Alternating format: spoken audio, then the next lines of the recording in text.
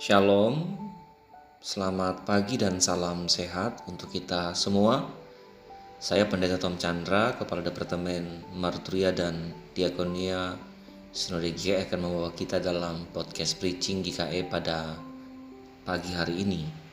Sebelum kita bersama membaca dan merenungkan firman Tuhan, mari kita berdoa. Bapa di surga, kami tidak hidup dari roti saja, tapi dari setiap perkataan yang keluar dari mulut-Mu. Bila Tuhan berkenan berbicara kepada kami sekalian, bila Roh Kudus Tuhan menuntun kami, bila nama Tuhan Yesus kami berdoa. Amin. Roma pasal 8 ayat 18-30 yang tertulis dengan judul pengharapan anak-anak Allah. Sebab aku yakin bahwa penderitaan zaman sekarang ini tidak dapat dibandingkan dengan kemuliaan yang akan dinyatakan kepada kita. Sebab dengan sangat rindu seluruh makhluk menantikan saat anak-anak Allah dinyatakan. Karena seluruh makhluk telah ditaklukkan kepada kesia-siaan, bukan oleh kehendaknya sendiri, tetapi oleh kehendak Dia yang telah menaklukkannya.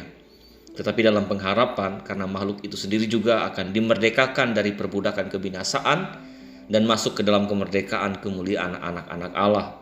Sebab kita tahu bahwa sampai sekarang segala makhluk sama-sama mengeluh dan sama-sama merasa sakit bersalin. Dan bukan hanya mereka saja, tetapi kita yang telah menerima karunia sulung roh, kita juga mengeluh dalam hati kita menantikan pengangkatan sebagai anak, yaitu pembebasan tubuh kita. Sebab kita diselamatkan dalam pengharapan, tetapi pengharapan yang dilihat, bukan pengharapan lagi. Sebab bagaimana orang masih mengharapkan apa yang dilihatnya, tetapi jika kita mengharapkan apa yang tidak kita lihat, kita menantikannya dengan tekun. Demikian juga Roh membantu kita dalam kelemahan kita, sebab kita tidak tahu bagaimana sebenarnya harus berdoa. Tapi Roh sendiri berdoa untuk kita kepada Allah dengan keluhan-keluhan yang tidak terucapkan. Dan Allah yang menyelidiki hati nurani mengetahui maksud Roh itu, yaitu bahwa Ia sesuai dengan kehendak Allah berdoa untuk orang-orang kudus. Kita tahu sekarang bahwa Allah turut bekerja dalam segala sesuatu untuk mendatangkan kebaikan bagi mereka yang mengasihi Dia, yaitu bagi mereka yang terpanggil sesuai dengan rencana Allah. Sebab semua orang yang dipilihnya dari semula, mereka juga ditentukannya dari semula untuk menjadi serupa dengan gambaran anaknya, supaya ia, anaknya itu, menjadi yang sulung di antara banyak saudara.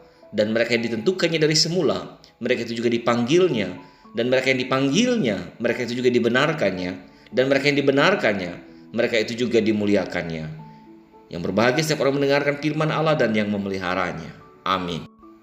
Shalom Bapak Ibu. Pengharapan anak-anak Allah sebagai perikop dan juga judul dalam bacaan pada pagi hari ini mengingatkan kepada kita semua bahwa semua penderitaan kita di zaman ini, baik penyakit, nyeri, kesengsaraan, kekecewaan, kemiskinan, penganiayaan, kesedihan, dan kesusahan dalam berbagai bentuknya, harus dianggap sebagai tidak berarti dibandingkan dengan berkat, hak istimewa, dan kemuliaan yang akan dianugerahkan kepada orang percaya yang setia pada zaman yang akan datang. Walaupun orang percaya memiliki Roh Kudus dan berkat-berkatnya, di dalam hati mereka masih mengeluh karena mendambakan penebusan seutuhnya. Mereka atau kita sebagai orang percaya mengeluh karena dua alasan. Yang pertama, orang percaya masih hidup di dunia yang berdosa, yang menyedihkan kita. Kita masih mengalami ketidaksempurnaan, rasa sakit masih ada, kesedihan masih ada, keluhan mengungkapkan kesedihan dalam hati dirasa karena keadaan ini dan keadaan itu. Kita mengeluh merindukan penebusan penuh dan kepenuhan Roh Kudus yang akan diberikan pada saat kebangkitan. Kita mengeluh merindukan kemuliaan yang akan dinyatakan dan hak istimewa dari hak penuh sebagai anak. Itu yang dijelaskan Paulus kepada jemaat Roma dan juga kepada kita. Paulus juga menyinggung tentang peran Roh Kudus. Mengenai kegiatan Roh Kudus dalam menolong orang percaya ketika berdoa, ada 3 pengamat yang penting. Anak Tuhan memiliki 2 pengantara ilahi. Kristus itu berdoa bagi orang percaya dalam sorga, dan Roh Kudus berdoa dalam orang percaya di bumi. Kata dengan keluhan-keluhan menunjukkan bahwa Roh Kudus berdoa bersamaan dengan keluhan orang percaya. Keluhan ini terjadi dalam hati orang percaya. Di masa pandemi COVID-19 ini kita berdoa dengan takut, dengan gentar, dengan bimbang dan ketakutan, di mana orang-orang kita kasih telah pergi mendahului kita.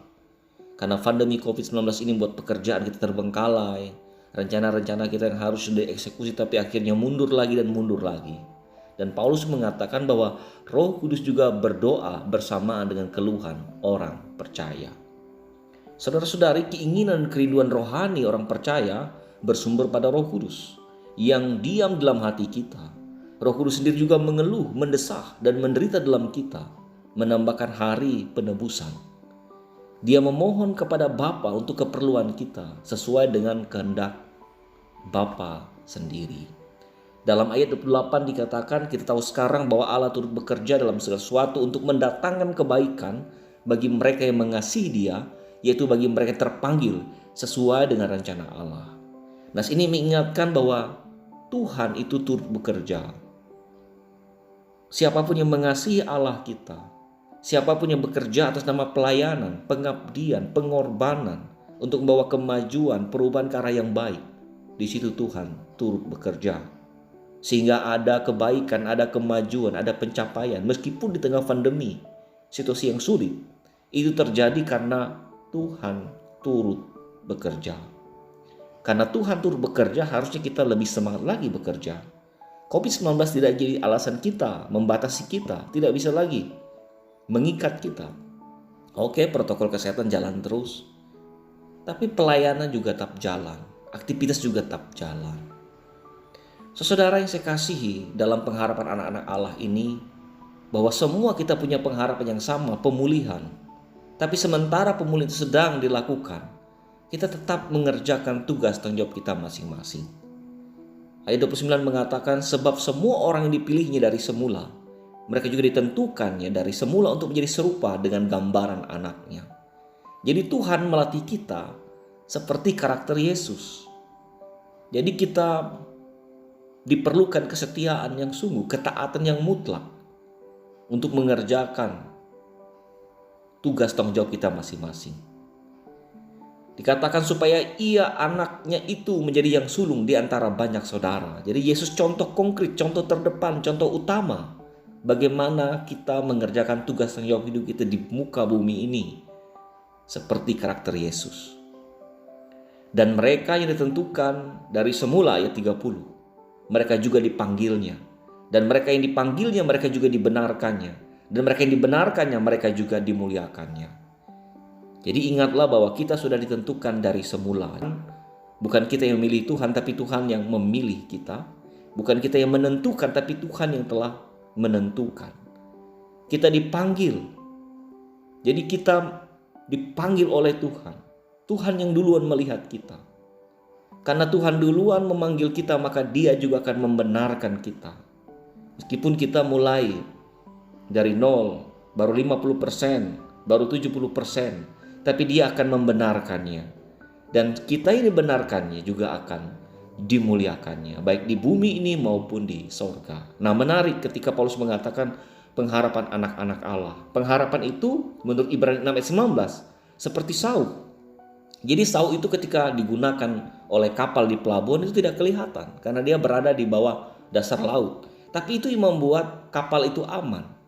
Demikian juga kita, selama kita punya pengharapan, selama itu kita masih punya kekuatan. Selama ada pengharapan, selama itu juga kita melihat jalan keluar. Selama kita punya pengharapan, kita yakin bahwa hidup kita menuju kepada keberhasilan, pencapaian rohani yang luar biasa, pencapaian di masa depan. Bahkan pengharapan itu adalah sauh yang kuat dan aman bagi jiwa kita yang telah dilabuhkan sampai ke belakang tabir. Amin. Mari kita menaikkan doa syafaat kita. Bapa di surga, kami bersyukur karena Tuhan meletakkan dasar pengharapan kami semua.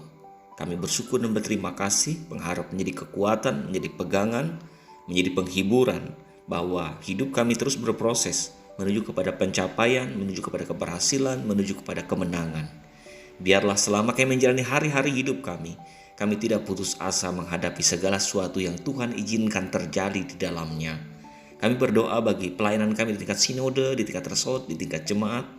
Tuhan memberkati semuanya itu, para pelayan, penetua, diakon, pendeta, pikaris, TKS, guru agama, guru-guru sekolah minggu, para penginjil dimanapun berada, agar tetap setia melayani Tuhan.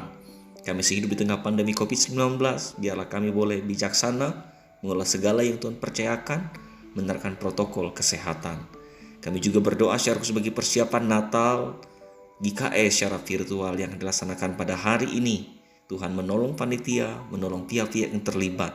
Biarlah kami rindu melewati Natal, kami diingatkan kembali akan cinta kasih Tuhan bagi dunia ini, dan sebagai anak-anak Tuhan kami membagikan cinta kasih itu dimanapun kami berada. Bagi orang-orang sakit, biarlah Tuhan menyembuhkan, memulihkan mereka. Bagi saudara-saudara kami yang janda, duda, yatim piatu, Tuhan hadir mencukupkan keperluan mereka. Tuhan memakai kami menjadi alat perpanjangan tangan Tuhan. Kami berdoa di dalam nama Yesus Kristus yang telah mengajar kami berdoa. Bapa kami yang di surga, dikuduskanlah namamu, datanglah kerajaanmu, jadilah kehendak-mu di bumi seperti di sorga. Berikanlah kami pada hari ini makan kami secukupnya, dan ampunilah kami kesalahan kami, seperti kami juga mengampuni orang bersalah kepada kami. Dan janganlah bawa kami ke dalam pencobaan, tapi lepaskanlah kami daripada yang jahat, karena Kau punya kerajaan, kuasa dan kemuliaan sampai selama-lamanya. Amin.